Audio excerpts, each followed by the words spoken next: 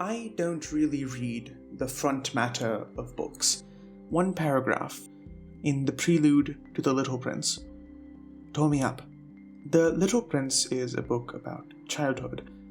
It's also a book about growing up. These two divergent ideas form the basis of one of the most popular children's books of all time. Ironically, the book begins with an adult. This adult is the narrator of our story, though he's not the main character. When he was young, he drew a boa constrictor eating an elephant. However, boas eating elephants have the unfortunate tendency to resemble the headwears of businessmen, hats.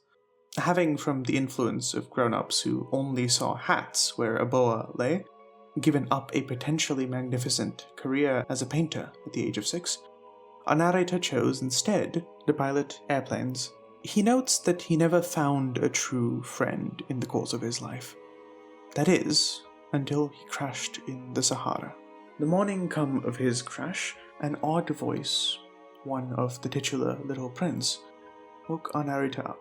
The main character, entering the story as any good main character should, wished only a singular issue resolved. The Little Prince was in desperate need of the illustration of a sheep.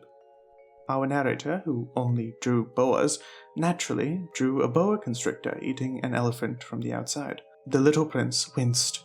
Where he lived, everything was very small. Boas are dangerous creatures, and elephants would be oh so cumbersome. He needed a sheep and not an elephant inside a boa constrictor. The narrator tried, and tried again, and tried once more. But each sheep was lacking. Until the perfect sheep was drawn. The one inside this box was perfect.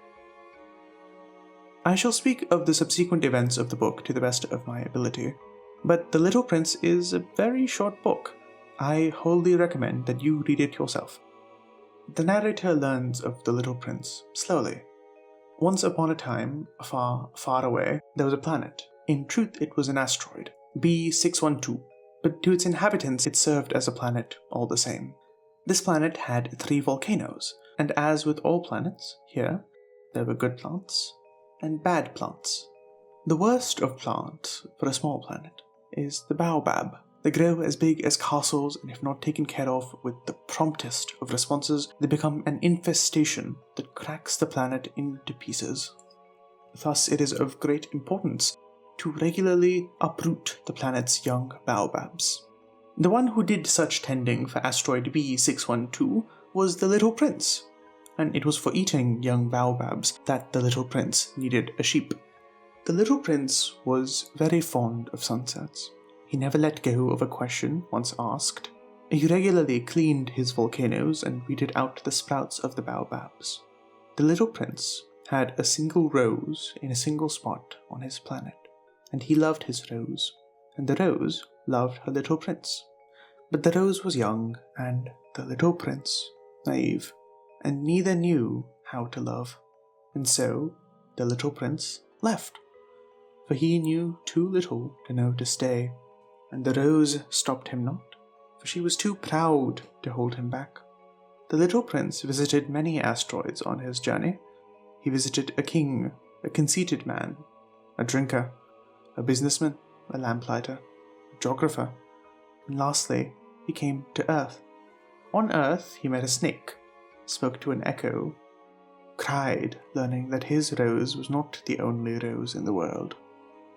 And the Little Prince met a fox. He tamed the fox, befriended him. To the fox he became unique in all the world, and to him, the fox became unique in all the world.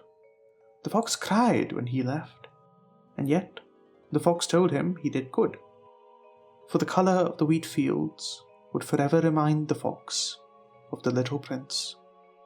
The prince was comforted, for his rose was indeed unique in all the world, for the time he spent upon her made her so. The narrator and the prince sought water in the desert.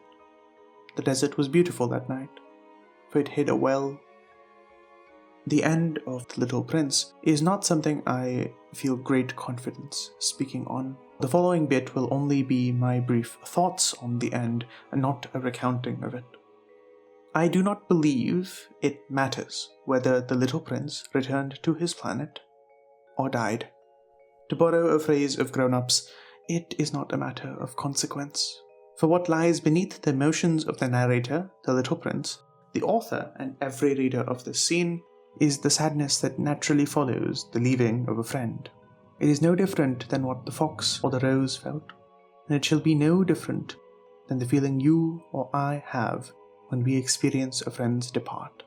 And each of us shall also picture 500 million little bells, or 500 million springs of fresh water in the sky, or perhaps something wholly unique. The Little Prince is not a perfect book. While the beginning and ending are impeccable, in the in-between, when the prince visits the asteroids 325 through 330, although we see the flaws of grown-ups through the little man's eyes, I find it a bit one note. It's perfectly serviceable for a children's book. In fact, it goes well beyond most children's books. But mediocrity is unavoidable when you're surrounded by excellence. When the majority of the book holds the depth of an old well, a small portion where the pool shallows out can't help but stand out. But I would advise you not allow a single mediocre dish from souring your opinion of a buffet, for The Little Prince is an incredible book. In the beginning of this video, I said that one simple paragraph alongside the dedication tore me to shreds. I would like to end this video reading that same paragraph. To Leon Worth. I ask the indulgence of the children who may read this book for dedicating it to a grown-up. I have a serious reason. He is the best friend I have in the world. I have another reason. This grown-up understands everything, even books about children. I have a third reason. He lives in France, where he is hungry and cold. He needs cheering up. If all these reasons are not enough, I will dedicate the book to the child from whom this grown-up grew. All grown-ups were once children, although few of them remember it. And so I correct my dedication to Leon Worth, when he was a little boy.